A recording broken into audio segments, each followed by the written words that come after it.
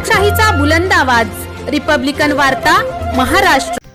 छत्रपती संभाजीनगर तालुक्यातील आणि फुलंब्री पोलीस ठाणे हद्दीतील चौका येथील म्हसोबा मंदिराच्या पाठीमागे एकाने गळफास घेऊन जीवन संपवलंय।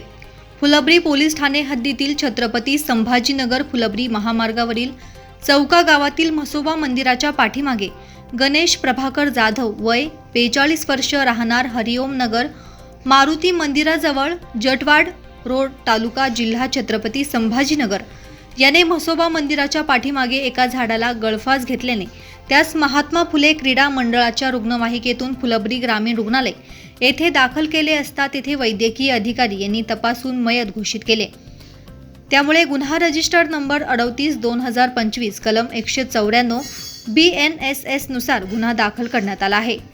पुढील तपास पोलीस निरीक्षक संजय सहाने यांच्या मार्गदर्शनाखाली पोलीस हेड कॉन्स्टेबल सय्यद हे करत आहे। रिपब्लिकन वार्ता Maharashtra वृत्तवाहिनीसाठी Aurangabad Marathwada उपसंपादक Akbar Shah. Subscribe now and press the bell icon. Never miss an update.